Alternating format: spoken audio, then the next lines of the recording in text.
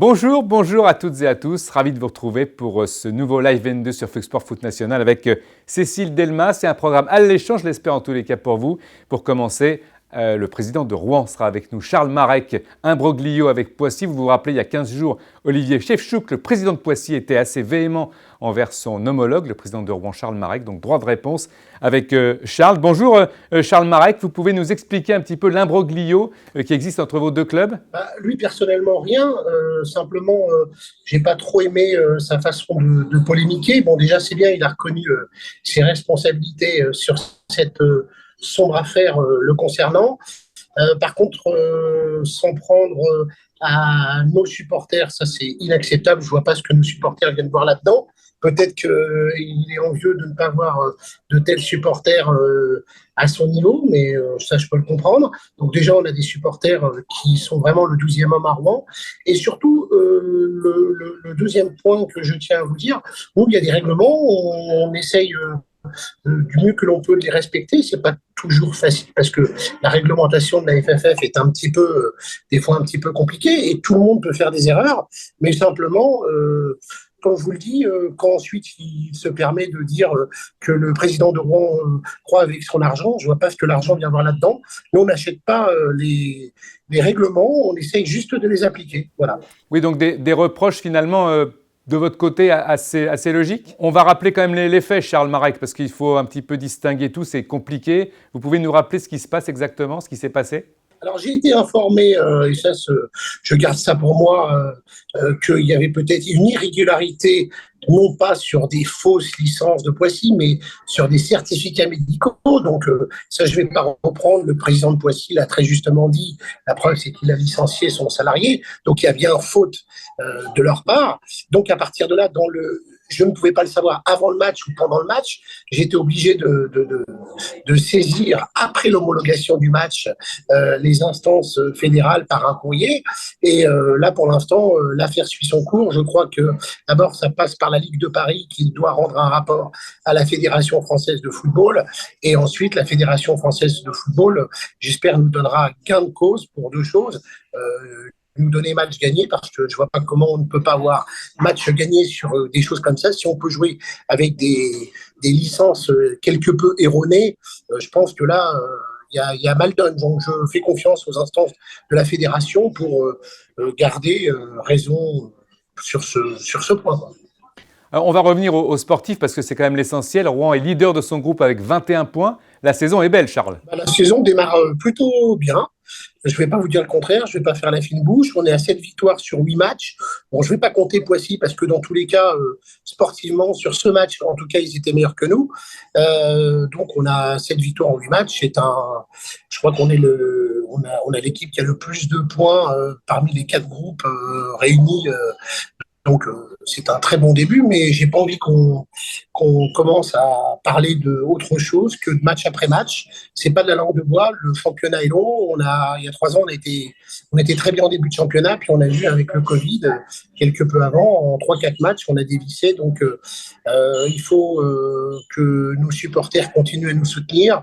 Le coach et son staff font un travail formidable. Je parle même pas des joueurs qui font tous les jours et à tous les matchs, on voit, ils font des matchs héroïques avec des victoires au bout du temps additionnel parfois. Donc, pour l'instant, tout se passe bien.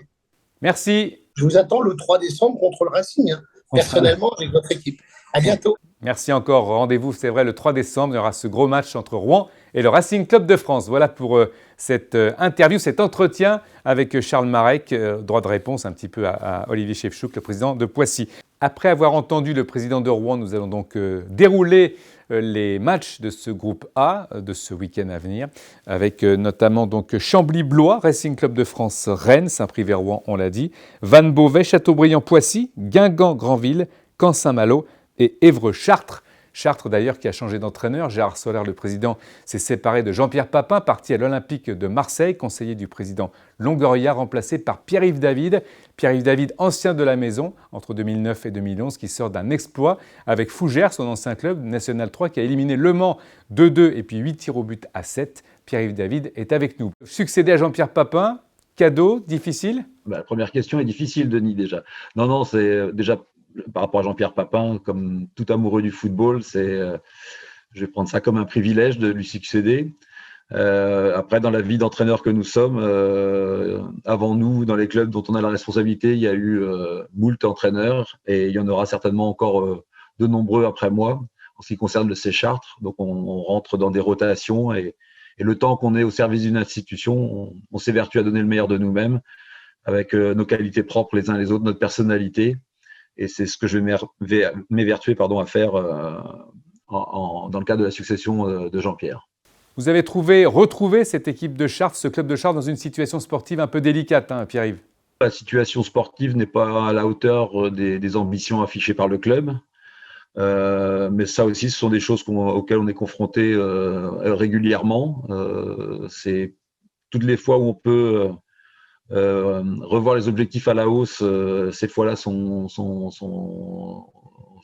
nombreuses. Donc là, on va être dans cet objectif-là de monter le curseur déjà sur le contenu que va pouvoir proposer l'équipe, à commencer dès ce week-end avec ce déplacement à Évreux. Et puis progressivement, peut-être gratter quelques places. Mais l'urgence pour moi, c'est de bien appréhender l'effectif, de le rendre opérationnel à la mesure de ce qu'il peut faire aujourd'hui et se projeter sur une durée, je n'allais pas dire longue, mais sur un moyen terme, au moins jusqu'à la trêve pour améliorer la situation. Mais le concours des joueurs, de ce point de vue-là, sera indispensable. J'imagine que ça peut vous aider de connaître déjà le club, d'y être passé, comme on l'a dit. Alors, je ne sais pas si c'est une bonne chose. Ce qui est clair, entre 2009 et 2011, déjà, le club s'appelait le FC Chartres. Et il n'avait pas connu la fusion qu'il y a eu avec l'Horizon de Beaulieu en 2014, si j'ai bonne mémoire. Aujourd'hui, le C Chartres Football, c'est une grosse machine. Il y a 1000 licenciés. Donc la dimension du club est tout autre par rapport à ce que j'avais vécu, même si en termes d'ambition, j'insiste sur ce mot-là, il y avait déjà ce qui avait expliqué d'ailleurs mon arrivée, parce qu'à l'époque le club descendait en DH, mais je sentais qu'il y avait une vraie ambition, non seulement pour le club phare de la ville de Chartres, mais évidemment pour la ville de Chartres elle-même. Partir de Fougères sur un exploit, comme je l'ai dit également en Coupe de France contre Le Mans, c'est évidemment une belle sortie. Alors, j'ai surtout et très sincèrement pensé déjà au club qui, quand je suis arrivé en novembre 2019, était vacillant sportivement dans son organisation. On a fait un gros travail et là, je tiens à saluer Christophe Lolichon, qui est conseiller du président et qui avait, si je suis arrivé à Fougères, c'est par l'intérieur de Christophe. Et on a profité du premier confinement en mars 2020 pour formaliser un projet. Depuis, on s'y est tenu. Il y avait mon adjoint Benjamin Touchard, il y avait Joachim Rondin qui est le coordinateur sportif du club. Et à 4, on a fait un gros travail. On a créé une dynamique avec à travers l'équipe première une qualification là, tout récemment pour le 8e tour en Coupe de France obtenue contre Le Mans.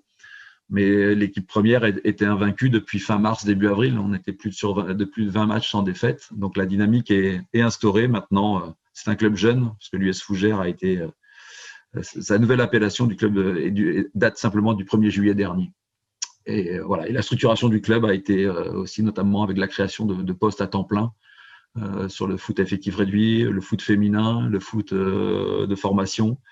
On a fait un gros travail. Donc, ponctuer de cette manière-là avec une victoire et avoir le sentiment d'avoir participé, mais pas tout seul, à cette dynamique, me rend tout simplement fier.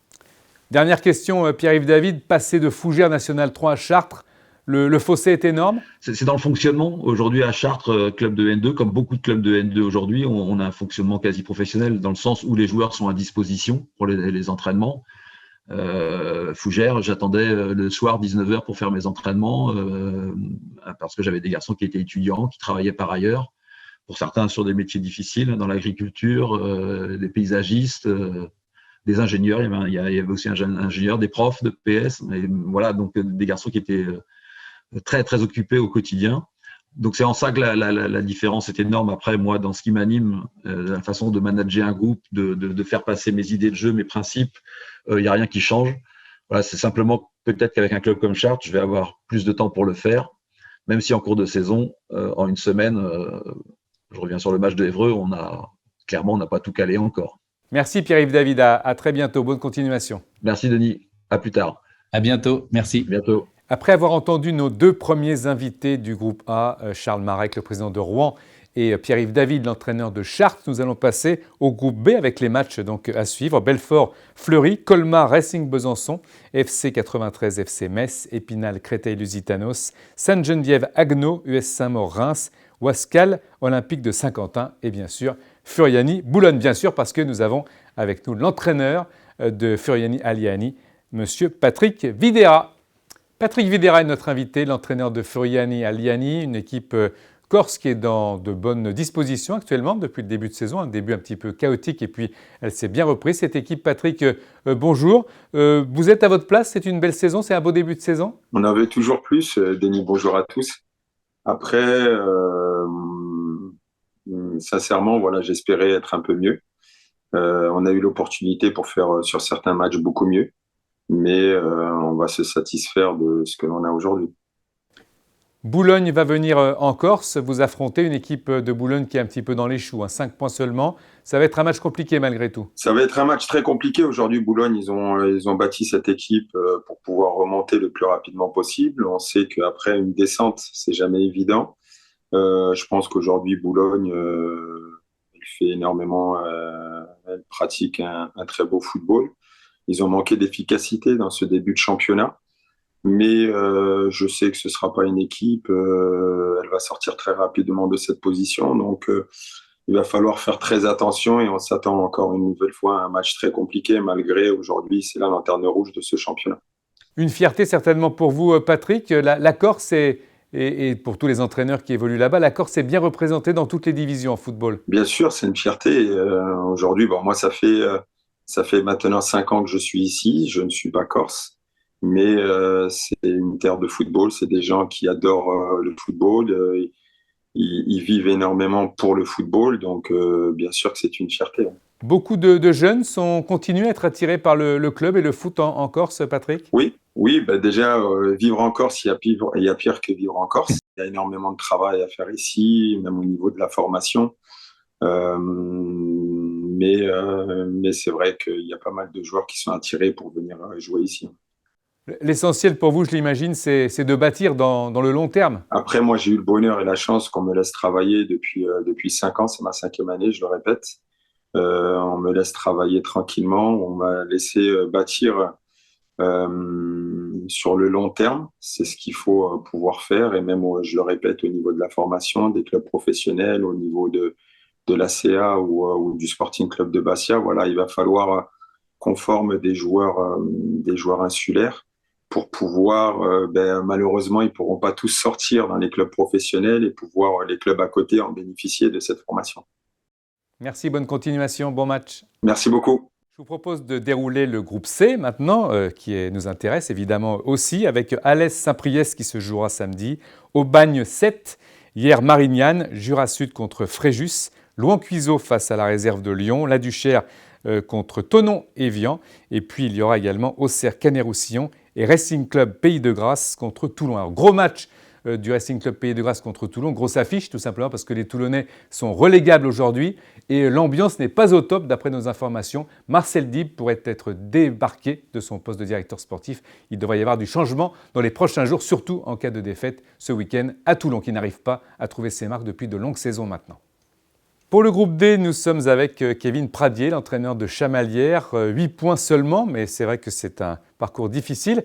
Bonjour coach, alors est-ce que vous êtes en rapport avec vos ambitions, avec ce classement? 8 points à 7 points du premier Gol FC? Non, il n'y a pas de retard. On a pour objectif d'essayer d'aller chercher le maintien dans une saison très particulière, puisque avec la réforme, on sait déjà que de 11 à 16, ça va descendre. Et que sur les 4 poules, les 2 moins bons dixièmes vont descendre également. Donc notre objectif, il est clair, c'est d'essayer de terminer dans le top 10, qui serait la meilleure performance de l'histoire du club en N2. Donc je ne peux pas dire qu'on n'est pas dans les attentes pour l'instant. Beaucoup d'équipes ont un effectif bouleversé. C'était le cas, vous, cette saison? Vous avez fait comme les autres? Alors moi, je suis arrivé cette saison. Donc c'est ma première au club. On a quand même... on s'est attaché à garder une ossature avec des joueurs issus du cru, donc du territoire auvergnat, ce qui est mon cas également. Malgré tout, donc on a 8 arrivées cette saison pour renforcer aussi l'effectif, notamment dans le secteur offensif. C'est un mayonnaise qui a bien prise avec des joueurs qui se sont très vite intégrés, beaucoup de jeunes joueurs cette saison qui sont bien intégrés à l'effectif et qui nous permettent d'avancer depuis quelques matchs maintenant. L'attirance de Chamalières, c'est facile justement d'attirer les jeunes de la région dans votre club, Kevin? Chamalières, ça a l'avantage d'être très très proche de Clermont, donc une ville où il fait plutôt bon vivre, même si on est au centre de la France. Après, c'est un club qui est l'un des plus petits budgets de N2, donc forcément, on lutte avec des armes qui sont pas les mêmes que d'autres structures autour. Mais on est dans un cadre qui est quand même extrêmement intéressant pour des jeunes joueurs qui veulent découvrir, pour certains, la N2, s'aguerrir à ce niveau-là. Et c'est plutôt ces profils-là que nous, on va chercher à viser. Vous l'avez dit, vous êtes nouveau au club. Est-ce que vous avez une philosophie de jeu qui change par rapport au match à domicile, match à l'extérieur? Comment ça se passe? Est-ce que vous adaptez également forcément au jeu de l'adversaire? Pour l'instant, on peut constater en tous les cas que les résultats ne sont pas les mêmes à l'extérieur et à domicile, sur 7 matchs, on a joué 4 fois à domicile pour 0 défaite, 2 nuls, 2 victoires. Et par contre, on a perdu systématiquement à l'extérieur. Sur des matchs qui ont toujours été extrêmement serrés, ça se joue vraiment à des détails. Après, pour ce qui est de Saumur, c'est une équipe qui réalise un début de saison assez impressionnant, qui n'a toujours pas perdu alors que qu'elle est promue. Elle monte cette saison de N3. On s'attend à un match très difficile face à une équipe qui est en pleine confiance. Maintenant, c'est notre cas aussi, puisqu'on reste sur 6 victoires consécutives, coupe et championnat confondus. Donc, on va y aller pour jouer crânement notre chance et jouer sur nos qualités. On a parlé de maintien avec vous, Kevin Prady, entraîneur de Chamalières sur le championnat, bien sûr, mais vous êtes, et vous l'avez dit aussi, qualifié pour la Coupe. Alors la Coupe, c'est un objectif, une respiration, un amusement? Qu'est-ce que ça procure? La Coupe, c'est un privilège. C'est un privilège d'être encore en Coupe de France. C'est quelque chose pour lequel on travaille dur. C'est aussi une belle vitrine pour le club. Ce que j'ai dit après le dernier match, la qualification me fait plaisir surtout pour les dirigeants qui ont beaucoup travaillé pour nous mettre dans les meilleures conditions. Mais c'est à aucun moment un handicap. On joue un match par semaine, que ce soit la Coupe ou le championnat. Donc je pense que jouer un match par semaine avec des joueurs de N2, c'est pas un problème. Au contraire, c'est une très bonne chose de pouvoir enchaîner. Merci beaucoup, Kevin Pradier, d'avoir été avec nous. Merci, au revoir. Merci. On va enchaîner avec justement le programme des matchs du groupe D avec Andrézieux, les Herbiers, Angoulême-Bergerac qui aura lieu ce vendredi, Bourges-Vierzon.